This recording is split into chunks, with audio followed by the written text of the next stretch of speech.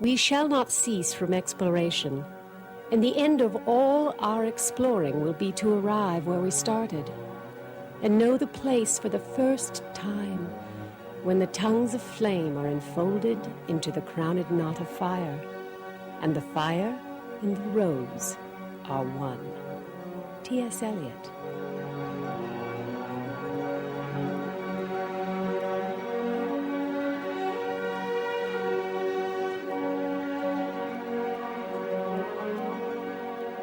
What do the Hopi Indians, Adolf Hitler, Tibetan monks, and Icelanders have in common? Their belief in the idea that the earth is hollow. Their belief that the earth is not just physically hollow, but that this inner place, this inner realm, is the source of paradise. Scores of myths talk about it, in every country, in every culture. Is it true? We don't know. But join us as we begin our journey to discover the truth about the hollow earth.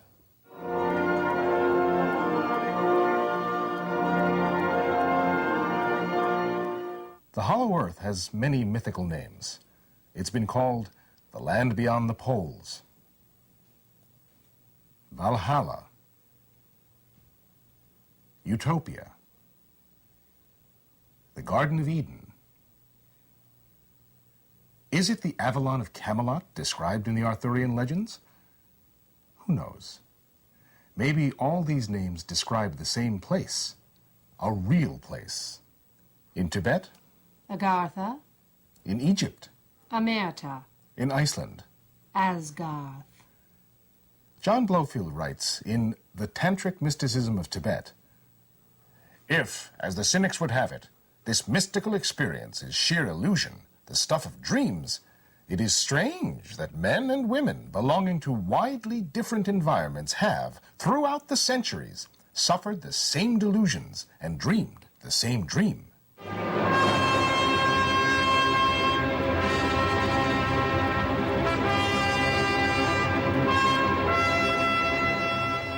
The hollow earth. In many legends, it is described as paradise lost. Lost to the people here in the outer world. For some, it is a place where the great ancients live, the people who hold the wisdom of the universe. Some say it is a place of perpetual light, where the inhabitants of Atlantis reside. In Iceland, belief in the hollow earth, or Ultima Thule, as a physical, mystical place is very common. In fact, most of the Icelandic folklore originates with this belief. To some Buddhists, it is a holy place, a place of great spiritual power. Other modern-day believers say the hollow earth is not the source of great knowledge, but rather the source of the greatest government cover-up ever known. That the hollow earth is actually connected to every major conspiracy theory in more ways than one.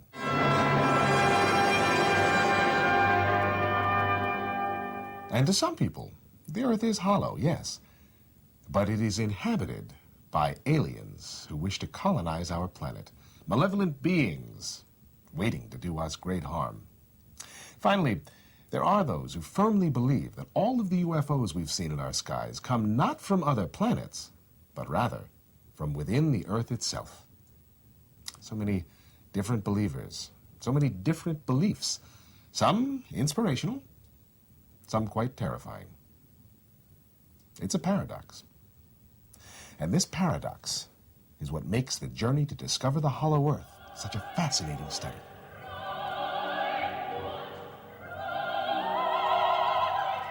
Let's look at some scientific data. Now, we do have one indisputable hard fact. Our perception of the universe is changing every second. New discoveries have redefined our definitions of time and space. And as physics and metaphysics continue to cross paths, as hard science continues making new discoveries, our perception and awareness of reality will change drastically. Could there be a way to make a journey into the inner realm? A real physical place inside the earth? And by doing so, by going to the center of the earth, bring paradise to mankind here on the outer earth? There is a group of researchers who work with the International Society for the Complete Earth This team of researchers has examined every aspect of the hollow Earth for the last 15 years. There's one thing we're certain of. We're looking for an answer to a question. Is the Earth, in fact, hollow and populated with a race with advanced knowledge and technology? If so, what does this mean for the world? In the Western world, the idea has been explored by many modern writers. H.G. Wells, Aldous Huxley, Hermann Hesse. As the author of Lost Horizon, James Hilton writes about Shangri-La, a lost paradise. Sound familiar? And the most famous of all, Jules Verne's A Journey to the Center of the Earth. One of his characters says, "A magnificent, glorious spectacle. Do you not admire this place and these crystals? But we must have returned to the surface of Mother Earth. If not, I must be mad. For do I not see the light of day? Do I not hear the whistling of the wind? Ah, our geological science must be in its infancy." A myriad of books, all exploring the idea of a hidden paradise in a secret place. Now, what prompted all of these writers to write of this lost and hidden paradise? Random thoughts? Maybe. It's well documented how the Eastern world looks at the idea of the hollow Earth. In religion, it's considered a true geographic and metaphysical place. Many Tibetan monks won't even discuss the location of the secret entrances to the hollow Earth. Some Buddhists, when they talk about the journey within, they mean the journey within the soul and the journey within the earth. When asked if the inner earth wasn't just some imaginary place or the paradise of the mind, the Dalai Lama stated emphatically, no, definitely not. Shambhala has a material existence in this world. There are certain places in the world which are considered geographical access points, like Mount Pago Pansum in Tibet, Stonehenge in England, Mount Shasta in California, certain caverns in South America, caves at the bottom of the ocean floor, and of course, the openings at the North and South Poles. The Western idea that the Earth was hollow began in the scientific community in 1628, when British astronomer Edmund Halley, of comet fame, proposed, "I believe the Earth consists of concentric spheres like a Chinese puzzle box. These spheres support life and are bathed in perpetual light." Halley also had definite ideas about the aurora borealis. Now we know the world is flattened at the poles, so the outer layer of the Earth, the outer layer of my Chinese box, could be thinner, allowing gas to escape from the interior of the Earth. Then along came John Sims with his Sims holes theory in the 1800s. Halley was right about the concentric spheres, but he missed the openings at the poles, the oceans flowing in and out of these openings, and I feel there is no doubt there are also inhabitants inside the Earth. Sims' theory caused enough excitement to inspire Congress and the President of the United States, John Quincy Adams, to finance the Wilkes Sea Expedition. Led by Lieutenant Charles Wilkes, it was the first major American sea quest to locate and explore the hollow Earth. President Adams exclaimed, "I am fascinated by the possibilities. We need to be willing to go forward in discovering new lands, expanding our horizons. I say give them the money. This could be the greatest discovery since America." The Smithsonian was created to house all the artifacts found during the sea quest. It's true. The Smithsonian and the hollow Earth. Perhaps new discoveries from the hollow Earth found on future expeditions will end up in the Smithsonian. In 1929, Marshall B. Gardner, the author of A Journey to the Earth's Interior, or Have the Poles Really Been Discovered, wrote, "I find all the previous theories to be somewhat on the right track. But in addition, I believe the interior of the Earth is being illuminated by a sun that is approximately 600 miles in diameter, and the holes at the poles are definitely over 1,000 miles in diameter." Gardner went on to challenge all claims made by any explorers who had previously found the poles. One of the most controversial hollow Earth theorists was Cyrus Teed, who declared in 1897, "We actually live inside the Earth. We live on the inner surface of the shell, and inside of the hollow are the sun, moon, stars, planets, and comets. There is absolutely nothing on the outside. The inside is all there is." Teed held steadfast to this belief for 40 years. Now, the Teed cult survived into the 1940s and gained supporters in Germany when an aviator named Peter Bender became convinced that Teed was right. The movement gained serious momentum in Germany and became known there as the Hollow Earth Society. It still flourishes there to this day. Karl Haushofer, Rudolf Hess, and eventually Adolf Hitler himself became enmeshed in Hollow Earth beliefs. Now, always fascinated by the occult, Hitler and his secret Thule Society sought contact with what he believed to be their gods that lived within the center of the Earth. But more about Hitler later. Even into the 1950s, interest in the Hollow Earth flourished. Dr. Raymond Bernard, who wrote the book, The Hollow Earth, began a settlement in South America for people who wanted to join him on his quest to discover the entrance to the Hollow Earth. In the 1960s, Dr. Bernard disappeared into the caverns of South America. Believers say he made it to the center of the Earth. Disbelievers say he died lost and alone. Today, the Hollow Earth theory has many ardent supporters. In addition to the ISCE quarterly newsletter, there are books, magazines, and publications from all over the world. But now, we must go back to Hitler. Terrifying, fascinating Hitler. The Hollow Earth and Hitler are deeply connected. In 1942, the Nazis became involved in explorations of the South Pole, creating their version of spacecraft built to investigate the Hollow Earth. There is even documentation of several Nazi adventures that involved the Hollow Earth. At one point, they sent Dr. Heinz Fischer, an expert in infrared rays, to the island of Rügen in the Baltic. Why the Baltic? Because the Nazis not only thought that our Earth was hollow, but they embraced Halley's concentric rings theory as well. You see, they thought that our Earth was in the hollow of another planet. So, Dr. Fischer thought that by turning his camera upwards toward the sky, he could, by reflection off that outer shell up there, get a very good picture of the British fleet in English waters.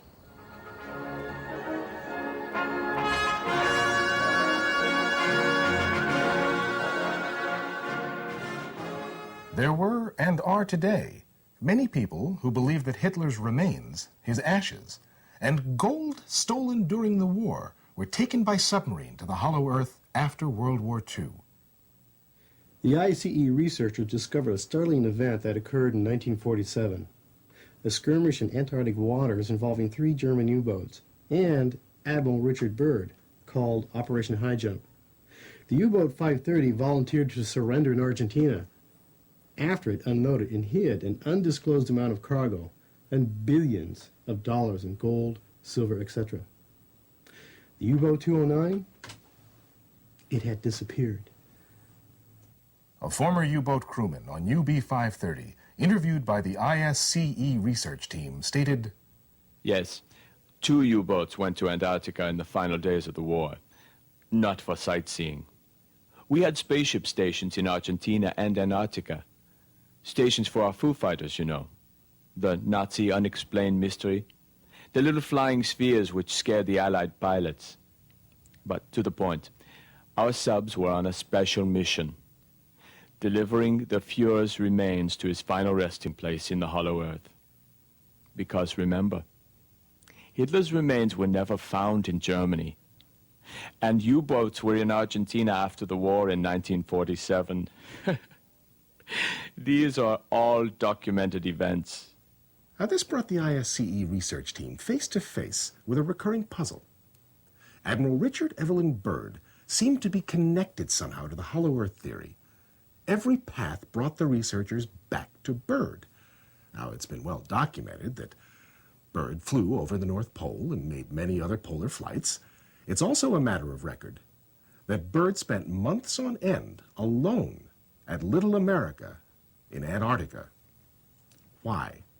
And why did Admiral Byrd engage in a conflict with Nazi U-boats in 1947?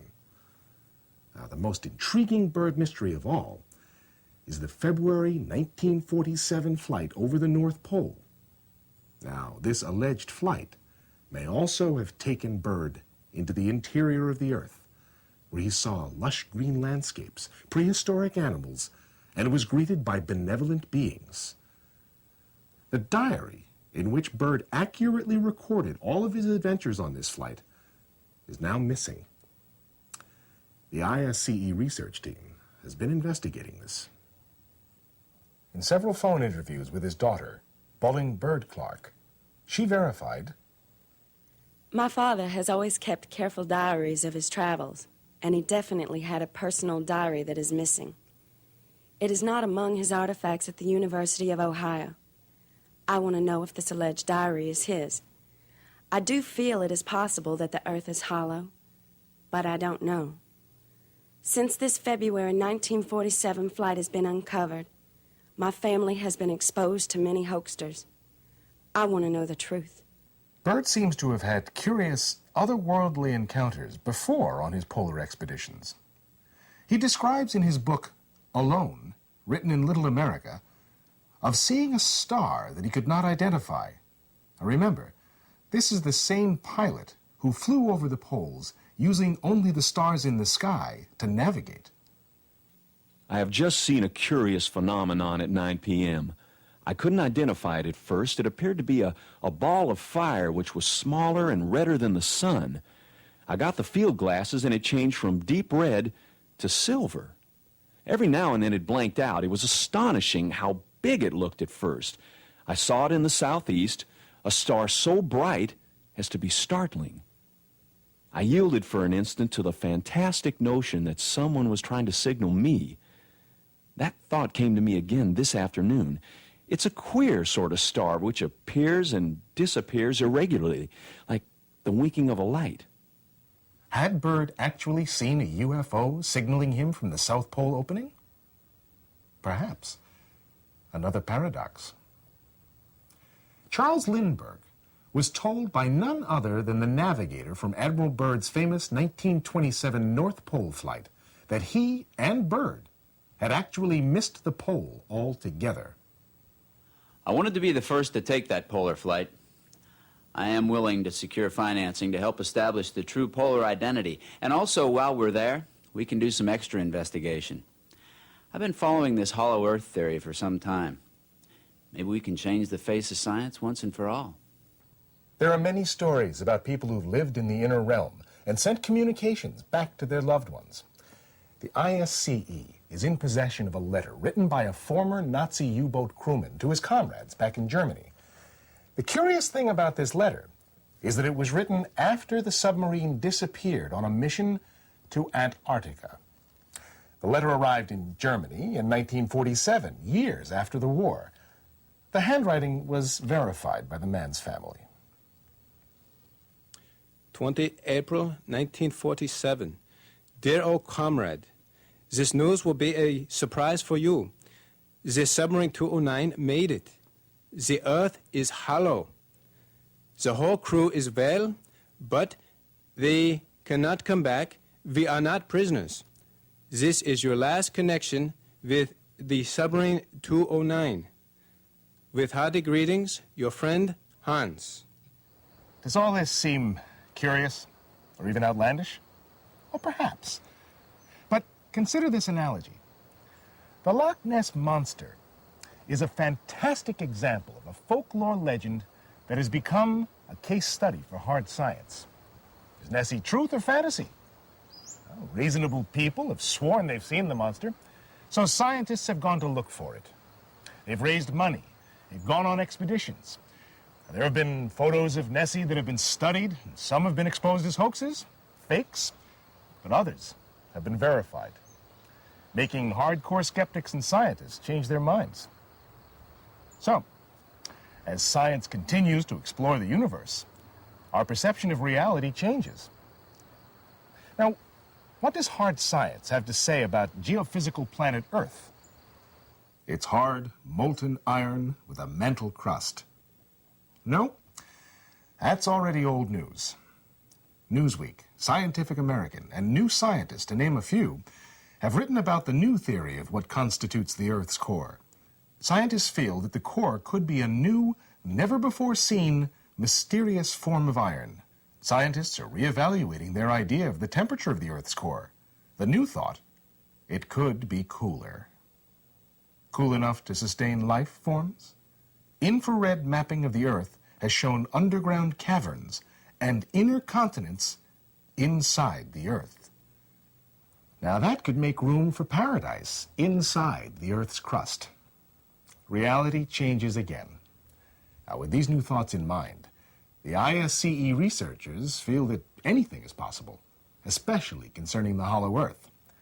Most importantly, the ISCE is committed to making a journey to discover the hollow Earth, to see if Sims was right, if there are really openings at the poles, to actually reenact Byrd's famous February 1947 flight over the North Pole. I'm the operations manager for the ISCE. I've been involved with Danny Weiss and the research now for about 15 years. We've been gathering information from books and all sorts of other sources leading up to this big adventure. We've got a lot of people interested now in our reenactment of the North Pole flight.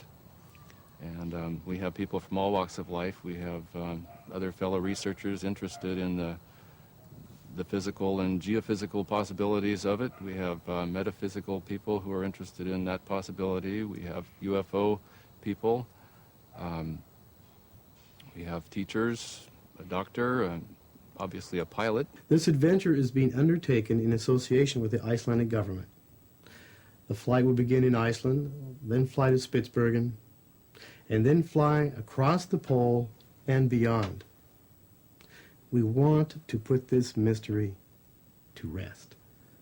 In anticipation of the trip, we're trying to build the biggest possible library and data bank and resource center of videos or books, materials, magazines, anything we can find relating to the subject. We want to gather it all into one central storehouse and be the world's source on the subject if possible. As the skies over the North Pole have opened up with the close of the Cold War, Weiss has been rapidly putting together this daring reenactment to see if the truth can be found. Now, if you have any questions on books or materials about the hollow Earth, or more importantly, if you're an adventurer and would like to join this journey to the center of the Earth, please contact the International Society for a Complete Earth. This could be the most exciting adventure of your life. As Shakespeare wrote, there are more things in your heaven and earth than are dreamt of in your philosophy. Thank you for joining us.